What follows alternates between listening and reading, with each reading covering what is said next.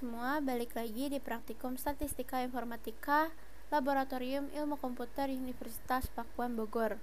Nah, pada video kali ini kita akan mempelajari materi pertemuan 10 Statistika Informatika, yaitu tentang uji validitas dan reliabilitas. Kita langsung masuk saja. Yang pertama kita akan membahas uji validitas. Uji validitas adalah uji ketepatan atau ketelitian suatu alat ukur dalam mengukur apa yang sedang ingin diukur. Nah, dalam statistika biasanya uji validitas ini berguna untuk mengetahui kevalidan atau kesesuaian angket yang digunakan oleh peneliti untuk memperoleh data dari para responden atau sampel penelitian, di mana sesuai pengertiannya yaitu uji validitas untuk menguji ketepatan atau kevalidan suatu alat ukur. Nah, di sini alat ukurnya yaitu angket, kuesioner, atau yang lain yang berhubungan dengan pengolahan data. Nah, di sini terdapat R-tabel, jadi kita bakal gunain juga nilai dari R-tabel dan R-hitung untuk mengambil keputusan terhadap nilai kevalidan data tersebut, alat ukur tersebut. Nah, di R-tabel ini ada N ini adalah jumlah responden atau bisa juga jumlah banyaknya sampel data. Kemudian ada level of significance, yaitu tingkat signifikansi. Nah, kita di sini bakal pakai tingkat signifikansi yang 5% karena kita mengikuti tingkat signifikansi yang sering digunakan dalam statistik, yaitu 0,05, dimana 0,05 ini kalau misalnya kita ubah dalam persentase yaitu 5%. Nah, supaya lebih jelas lagi mungkin kita langsung masuk ke contoh soalnya. Di sini udah ada data soal kuesioner yang berisi 5 soal, dan di sini ada 15 responden. Nah, kita akan menguji apakah kuesioner ini sudah valid atau belum. Kita mungkin bisa langsung coba dipraktikkan di SPSS-nya. Oke, di sini kita inputin dulu. Yang pertama kita masukin variabel view. Kita di sini pakai variabelnya yaitu soal 1 sampai soal 5.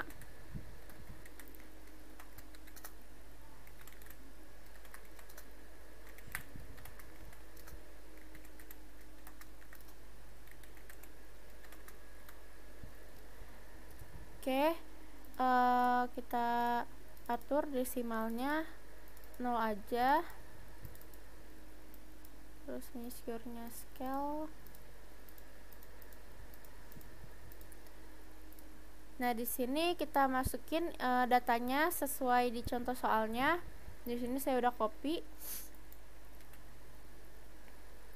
Nah, dalam pengujian atau uji validitas ini kita membutuhkan satu variabel lagi, yaitu variabel skor total, karena di sini kita itu bakal ngelihatnya itu satu-satu. Jadi dari soal 1 dibandingkan dengan skor totalnya, soal 2 ke skor total, dan seterusnya. Nah, di sini kita bikin lagi satu variabel lagi, yaitu skor total.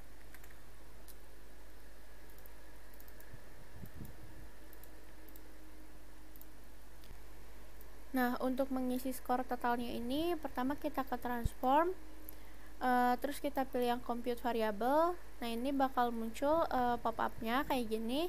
Kita masukin target variabelnya. Di sini ada kotak target variable. Karena kita pengen ngisi yang skor total, jadi kita tulisin di sini skor total. Nah, kemudian kita akan menjumlahkan variabel soal 1 sampai variabel soal 2. Kita pindahkan aja variabel soal 1, terus ditambah variabel soal 2-nya kita pindahkan juga, dan seterusnya sampai yang soal 5. Kalau udah di sini kita langsung oke aja. Nah, dia bakal langsung muncul ya. Kalau kita lihat di outputnya itu ada execute, nah itu dia berarti udah berhasil, dan ini bakal langsung muncul. Di sini udah ada skor totalnya. Nah, sekarang kita akan melakukan uji validitasnya. Nah, di uji validitas ini kita akan menggunakan analisis korelasi. Di pertemuan sebelumnya itu kan kita udah mempelajari korelasi dan kovariansi ya.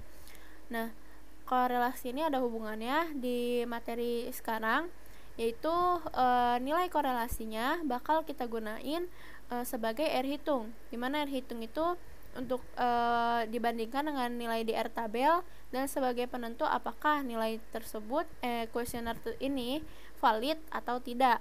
Nah, pertama kita cari dulu uji validitasnya, yaitu dengan analisis korelasi. Yang pertama kita masuk ke analyze. Terus di sini kita kita masuk ke analyze. Di sini kita pilih correlate, lalu ke bivariate. Nah, di sini bakal muncul pop up. Nah, ini awalnya kan soalnya semua di kiri ya. Nah, kita pindahin aja semua variabel ini ke sebelah kanan atau ke kotak variabelnya. Kita pindahkan, terus di sini kita pakai korelasi Pearson, two-tailed. Terus kalau udah kita langsung okein aja. Nah, di sini udah ada outputnya. Kita bisa lihat ya, di sini ada nilai korelasi dari soal 1 terhadap soal 1, soal 1 terhadap soal 2, dan seterusnya sampai bawah juga. Nah, yang kita ambil di sini yaitu setiap soalnya terhadap skor total. Nah, kita ambil contoh di sini salah satunya aja, yaitu soal 1. Di sini soal 1 kita lihat Pearson correlation-nya itu terhadap skor total 0,844. Nah, artinya nilai R hitungnya itu adalah 0,844. Nah, di sini juga kita dapat lihat ya, di sini ada nilai signifikansinya yaitu 0,00. Nah, di sini kita seperti pada pertemuan sebelumnya, kita mengambil keputusannya itu dengan melakukan inferensi hipotesis. Nah, kita balik ke PPT-nya dulu. Nah, di sini kita udah menentukan hipotesisnya. Untuk uji validitas ini ada 2 hipotesis, yaitu hipotesis terhadap nilai signifikansinya dan hipotesis terhadap nilai korelasi atau R hitungnya. Nah, untuk signifikansi, apabila nilai signifikansinya itu kurang dari 0,05, maka dia menerima H0, yaitu soal kuesionernya tersebut valid. Sedangkan jika nilai signifikansinya lebih dari 0,05, maka dia menolak H0, maka kuesioner tersebut tidak valid. Nah, tingkat kevalidannya itu juga didukung dengan nilai korelasinya atau R hitungnya. Nah, di sini ada hipotesis untuk R hitung, di mana H0 jika R hitungnya itu lebih dari R tabel, maka menerima H0, yaitu kuesioner tersebut dinyatakan valid. Sedangkan jika R hitungnya kurang dari R tabel, maka soal kuesioner tersebut dinyatakan tidak valid atau menolak H0. Nah, ini seperti outputnya tadi, kita dapat lihat di mana skor totalnya untuk soal 1 itu 0,844 dan nilai signifikansinya itu 0,00. Berarti kita dapat simpulkan karena 0,00 itu kurang dari 0,05 atau nilai signifikansi itu kurang dari 0,05, maka gagal menolak H0. Artinya soal kuesioner tersebut valid. Terus kita juga bisa dapat di sini ada nilai R hitungnya yaitu 0,844, yaitu nilai korelasinya tadi untuk yang soal 1. Nah, nilai R tabel ini didapat dari mana? Kita balik lagi ke R tabelnya. Nah, di sini seperti tadi dibilang, kita pakai tingkat signifikansinya itu kan yang 5%. Berarti kita bakal ambil nilai dari kolom ini. Nah, tadi juga udah dibilang bahwa N ini adalah banyaknya responden atau datanya, sampel datanya. Nah, tadi itu kan kita di sampel datanya itu ada 15 ya. Makanya di sini kita cari yang 15 nih N-nya. Nah, jadi di sini kita ambil yang baris N-nya 15 dan tingkat signifikansinya 5%. Di sini kita dapat 0,514. Kita balik lagi. Nah, di sini juga udah ditulisin nilai R tabelnya itu 0,514. Nah, karena 0,844 ini lebih dari 0,514, maka soal kuesioner tersebut valid. Sekarang kita masuk ke yang kedua. Tadi kan kita sudah membahas uji validitas. Nah, sekarang kita akan membahas uji reliabilitas. Nah, uji reliabilitas ini berfungsi untuk mengetahui tingkat konsistensi suatu angket atau kuesioner yang digunakan oleh peneliti sehingga angket tersebut dapat diandalkan. Jadi kalau tadi di uji validitas itu kita nyari tahu tingkat kevalidannya atau ketepatannya, dan di uji reliabilitas ini kita mencari tahu apakah angket atau kuesioner tersebut konsisten atau tidak. Nah, di sini kita bakal langsung masuk lagi ke contoh soalnya. Soalnya ini datanya masih sama, kita masih pakai kuesioner yang sama. Di sini bedanya kita akan melakukan uji reliabilitas, bukan uji validitas. Nah, kita langsung balik lagi ke SPSS-nya. Nah, di sini kita udah masuk lagi ke SPSS-nya, kita nggak usah ubah-ubah datanya karena di sini kita masih pakai data yang sama yang sebelumnya. Nah, di sini kita bedanya tadi itu kan kita uji validitasnya, sekarang kita uji reliabilitasnya. Nah, cara menguji reliabilitasnya yaitu di sini kita pilih yang analyze, terus kita ke scale. Nah, di scale ini ada pilihan reliability analysis. Karena di sini kita kan pengen nguji reliabilitasnya. Jadi kita pilih yang ini. Nah, ini bakal muncul pop-up-nya kayak gini.